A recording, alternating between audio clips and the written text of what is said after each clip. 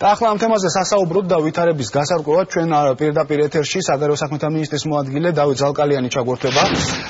ბატონ დავით, მოგესალმებით და მე მინდა მოკლედ განვმარტო ის ქრონოლოგია, რომელიც ჩვენ გვაქვს ჩვენს ხელთ არსებული ინფორმაციით და ამის შემდეგ უკვე თქვენი განმარტებები მოვისმინოთ თუ შეიძლება ამ თემაზე. ესე იგი, ჩვენ ვიცით, რომ 25 თებერვალს თქვენ მიიღეთ პან კი მუნის ოფიციალური წერილი, რომელთაც ის იწვევდა საქართველოს პრეზიდენტს გიორგი მარგველაშვილს კლიმატის ცვლილებების სამიტზე.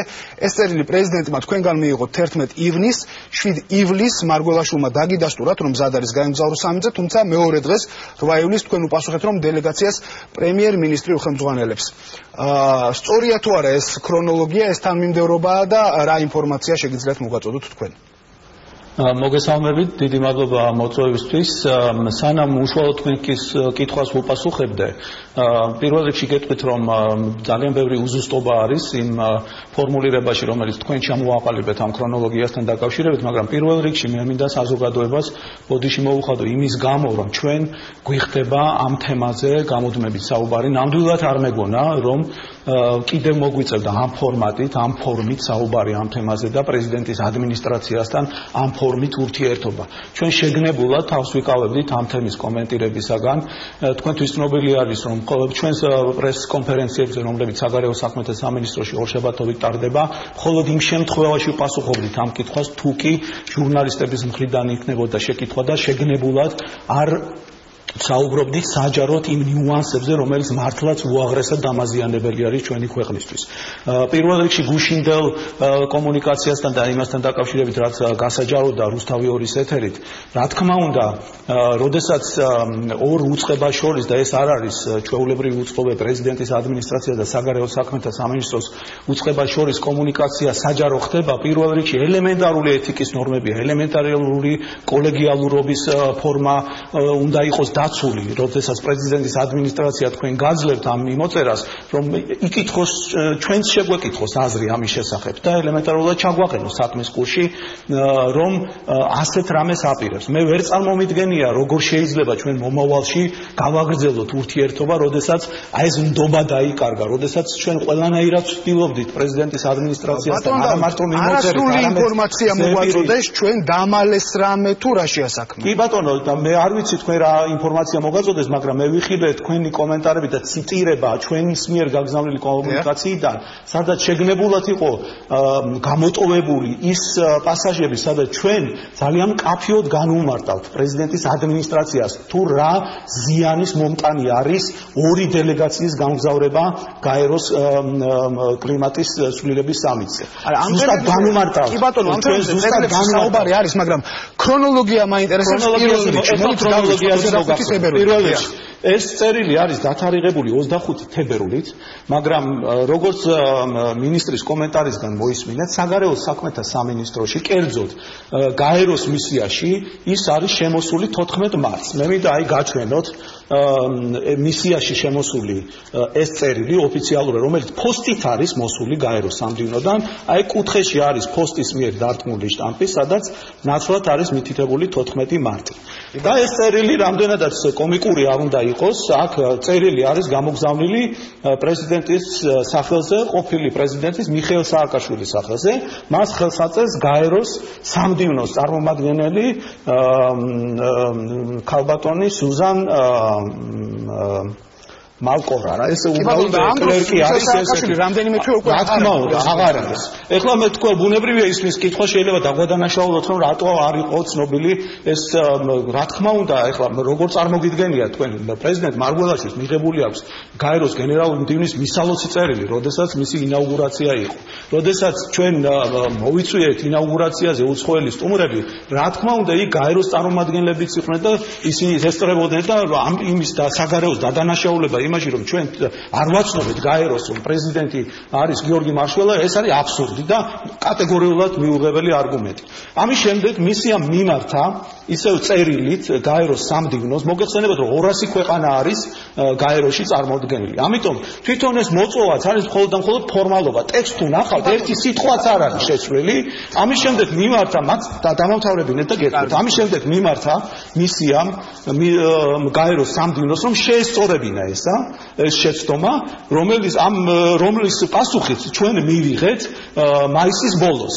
30 მაისს არის შემოსული საგარეო საქმეთა სამინისტროში გაეროს მისიიდან აი ჩემია ნომერის გითხრა და ხელთ მაქვთ ასევე დოკუმენტი შემიძლია და დოკუმენტზე ქველი აწერია თქვენ გააგზავნეთ პრეზიდენტის ადმინისტრაციაში და არის ასლი წერილის რომელიც 25 თებერვლით არის დათარიღებული და მაშინ გიორგი მარგველაშვილზეა საუბარი. კი ბატონო, იმას შემდეგ რაც მისიამ მიმართა გაეროს სამდივნოს რომ გაესწორებინა ეს შეცდომა, ჩვენ მივიღეთ უკვე ახალი წერილი რომელიც შემოსული არის გაეროს მისიაში 19 მაისს ისევ პოსტის მიერ მიღებული შტამპი ადევს ამას და უკვე არის შესწორებული, კორექტირებული ვერსია უკვე პრეზიდენტ მარგველაშვილის სახელზე, მაგრამ თარიღი ისევ არ არის შეცვლილი და ისევ 25 თებერვალი არის აქ. ანუ გაუმჯობესება ხდება გაეროში და რა თქმა უნდა ეს არის გაეროს სამდივნოს მიერ დაშვებული შეცდომა, რომელზეც ჩვენ ყისიერად მიუთითეთ და ჩვენ რა თქმა უნდა ამის შესახებ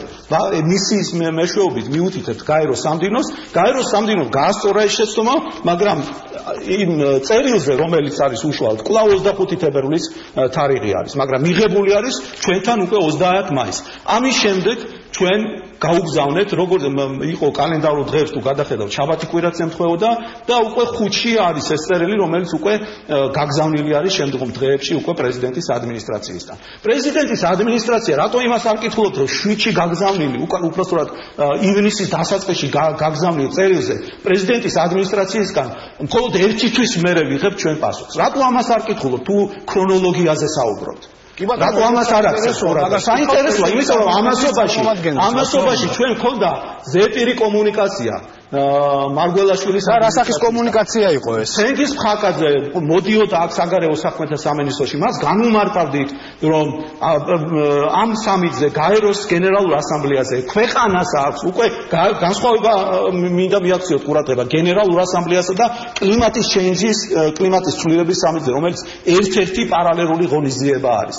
მას მუდმივად უმარტავდით, რომ არ შეიძლება ქვეყნისთვის დამაზიანებელი და როდესაც ორი მოთხოვნა გაეროს გენდივანთან, პან გი მუნთან, პრეზიდენტის და პრემიერის და შეიძლება რომ მათგან ორივეზე უარყოფითი პასუხი მოვიდეს და რამდენად როდესაც ამდენი გამოწვევა აქვს ქვეყანას და ჩვენ არ გვაქვს იმის ფუფუნება, რომ იმის გამო რომ ვიღაცის ახირება და გაჯიუტება არის, რომ იმის გამო არ შედგეს შეხვედრა საქართველოს უმაღლესი ხელისუფლების წარმომადგენლის პრემიერ-მინისტრთან. აი ეს არის სიმართლე თუ გნებავთ. და ეს არის ის ზუსტი ქრონოლოგია. კი ბატონო, გასაგებია. კი ბატონო, იმასაც გეტყვით, როდესაც ხელის გამოშვერა ხდება საგარეო საქმეთა სამინისტროსა და დადანაშაულება რომ ვიზიტი ჩვენს მიერ არის ჩაშლილი. კატეგორიულად მიუღებელია ჩემთვის და უპასუხისმგებლო განცხადებაა ეს. კი ბატონო, კიდევ ვიმეორებ, ეს არის არაკომპეტენტურობის გამოვლენა პრეზიდენტის ადმინისტრაციაში მომუშავე ადამიანებისა, რომლებიც მუშაობენ მის საგარეო ვიზიტების კიდევ ერთი კითხვა, ბატონო. გამამთავრებინე თუ შეიძლება.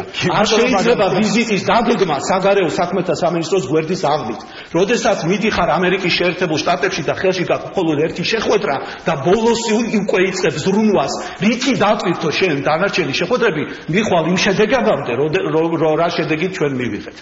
როდესაც სოფლიო ბანკთან და სავალუტო ფონდთან საგარეო საქმეთა სამინისტროს გვერდის აღვლით, უფრო მეტის ფინანსთა სამინისტროს გვერდის აღვლით, რომელიც მთავარი კომუნიკატორია საქართველოსა და სოფლიო ბანკს და სავალუტო ფონდს შორის, მათი გვერდის აღვლით მიდიხარ და იბარებ მის წარმომადგენელს საქართველოში და ეუბნები რომ ვიზიტი ორგანიზებაში დამეხმარე, ეს არის არაკომპეტენტურობის გამოვლინება, რომელიც ჩვენს იმის ძალიან დიდ ზიანს აყენებს. აქედან გამომდინარე, მე ვამბობდი უამრავ ბრიფინგზე მინისტრ არაერთხელ განუცხადებია, რომ საგარეო საქმეთა სამინისტრო არ მუშაობდა პრეზიდენტის ვიზიტზე, საგარეო საქმეთა სამინისტრო მუშაობდა პრემიერის ვიზიტზე.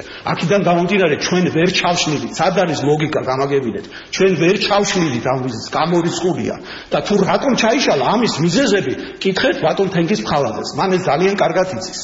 გითხარით პირდაპირ ეთერში რატომ ჩაიშალა, თქვენ რა ინფორმაცია გაქვთ? ჩვენ ვავრცელებთ ინფორმაციას, რომელსაც გვაწვის ერთ-ერთი მხარე ამ შემთხვევაში. ვიზიტის შედგება მხოლოდ და მხოლოდ იმ შემთხვევაში, როდესაც არის ორივე მხარის თანხმობა. ერთი არის სურვილი შენი რომ გაემგზავრო და მეორე არის სურვილი მიმღები მხარის რომ მიგიღოს. მეც აღარაფერს აღარ ვიტყვი, იმიტომ რომ არ დავაზიანო კიდევ ჩვენი ქვეყნის ინტერესები, დანარჩენი კითხეთ პრეზიდენტის ადმინისტრაციის მრჩეველს საგარეო ურთიერთობის საკითხებში. დიდი მადლობა. კარგი, კიდევ რამდენიმე დეტალის გარკვევა მინდა თქვენთან ბატონო და თუ შეიძლება, როდესაც გიორგი მარგულაშვილმა დაგიდა სტურად რომ ის მზად არის გაემგზავროს სამიძე, თუ გადაიგზავნა ეს მისი პასუხი გაეროში. ჩვენ უთხარით მას, რომ მთავრობას მეორე დღესვე აქვს მას მიღებული ჩვენგან. 7-ში გამოგვიგზავნა 8 ივლისვე უპასუხეთ, რომ მთავრობას მიღებული აქვს გადაწყვეტილება, რომ პრემიერ-მინისტრი გაემგზავროს ამ სამიტზე და რომ ეს კომუნიკაცია, რომ პრემიერ-მინისტრი მიემგზავრება, უკვე გაგზავნილი არის გაეროში. აქედან გამომდინარე არასერიოზული იქნებოდა ჩვენი მხრიდან, რომ კიდევ ხელმეორედ გაგვეგზავნა.